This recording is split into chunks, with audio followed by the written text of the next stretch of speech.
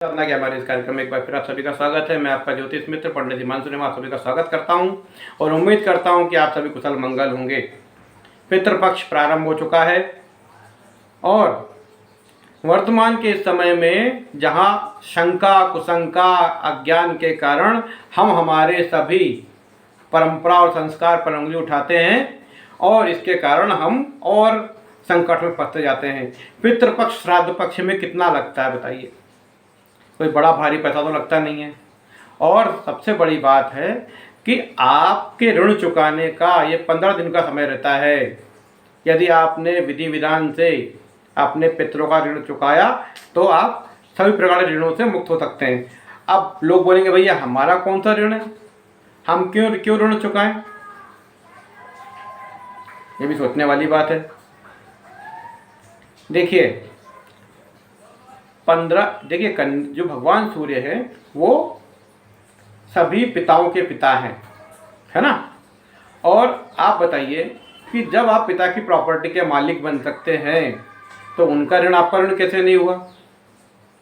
सही बात है। जब अपने पिता की प्रॉपर्टी के आप मालिक बनते हैं तो पिता का जो आपका लोन है वो भी तो आपका लोन हुआ ना। तो इसीलिए जब भगवान सूर्य कन्या राशि में आते हैं और जिसको बोलते हैं पितृपक्ष की राशि, तो भगवान सूर्य बोलते हैं कि भैया हमारा जो ऋण बाकी है उसका भी थोड़ा बहुत चुका दो, या हमारी प्रॉपर्टी का हिस्सा ले लिया है, सब कोई प्रॉपर्टी पे कब्जा कर लिया है, हमारे मकान पे कब्जा कर लिया, उस पर ऐश कर रहे हो, मज़े कर रहे हो और हमको आप श्रद्धा से जल भी नहीं दे रहे हो, चावल के पिंड बना के नहीं दे रहे हो, ना एक अगरबत्ती लगाते हो, ना धूप देते हो, खुद गुलाब जामुन खाते हो।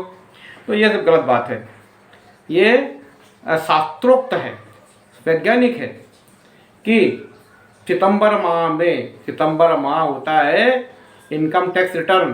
कौन सा इनकम टैक्स? ये फादर टैक्स रिटर्न है, यानी आपके पिता के टैक्स का रिटर्न आपको भरना पड़ता है और आपने रिटर्न प्रॉपर भर दिया यहाँ पर सितंबर महीने में तो आपका आगे का जीवन, आगे का साल अच्छा जाता है और आप पितृ ऋण से मुक्त हो सकते हैं। अब देखिए, आप बोलते हैं कि हमने जो पिंडदान दिया या हमने जो भोजन दिया वो पितर तक पहुंचा कि नहीं पहुंचा। अब देखिए, जब आज हम कोई कॉल करते हैं, हम केवल नंबर डायल करते हैं और वो कॉल पहुंच जाता है अमेरिका, पूरे वर्ल्ड में कहीं भी पहुंच जाता है। ठीक है, एक रिदम है, एक रिदम से हम कोई चीज़ वाइब्रेट करते हैं और वो चीज़ वहाँ पहुँच सकती है, तरंगों के माध्यम से पहुँचती है। हमारी आवाज़ तरंगों के माध्यम से अमेरिका पहुँच जाती है। अमेरिका कितना दूर है यहाँ से?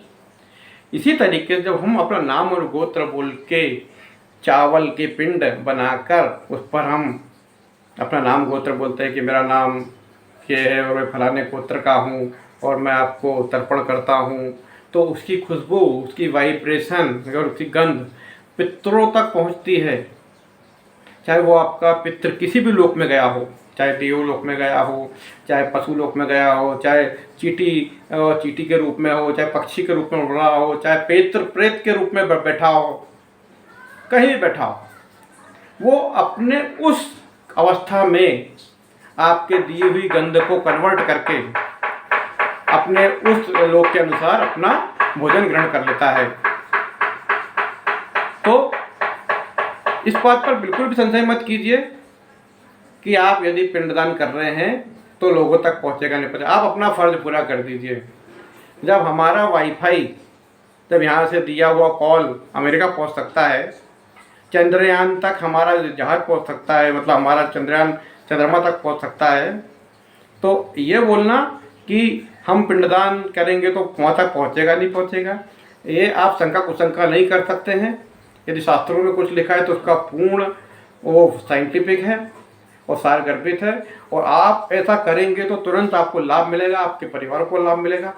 छोटा सा खर्चा है, आपकी छोटी सी दक्षिणा है और ये आप देते हैं तो निश्चित रूप से आप पितृ ऋण से मुक्त होंगे। और आप देखेंगे 15 दिन के बाद जब आप 15 पितृ ऋण हुआ, आपने विधिवत पिंडदान किया, तर्पण किया और यथोचित दान किया, तो आप उसको महसूस करेंगे कि वाकई में हमें कुछ मानसिक रूप से शांति मिल रही है।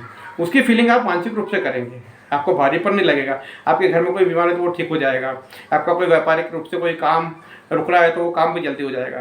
तो शंका मत कीजिए, अपनी यथोचित श्रद्धा से करिए, बात इसका महत्व नहीं है कि आप कितना पैसा देते हैं और कितना पिंडदान करते हैं, इसमें कोई दिखावे का काम नहीं है, आपकी श्रद्धा का काम है। छोटे छोटे पिंड बनाना है, दूध देना है, पानी देना है, काले तिल गुड़, थोड़ा सा गाय का घी देना है, हल्का चांदी का टुकड़ा डालना है, नमस्कार करना है। वैसे ही पितृपक्ष में कोई ब्राह्मण आजकल कोई किसी का भोजन करते भी नहीं है, लेकिन यदि आपके यहाँ कोई गाय कोई आता है, गाय कौवा कुत्ता इनको भोजन देते हैं और वो खा लेता है, तो समझ लीजिए आपका, ये हमारी सनातन परंपराएं वैज्ञानिक है, साइंटिफिक है, मान्य है, इनको मानिए और अपने जीवन के संकटों से मुक्ति पाइए। तो ये रहा हमारा आज का कार्यक्रम पितृपक्ष पर। आपको मेरा कार्यक्रम कैसा लगा हमें मुझे बताइए। मेरे चैनल को सब्सक्राइब करिए, अन्य लोगों तक से करवाइए। नमस्कार।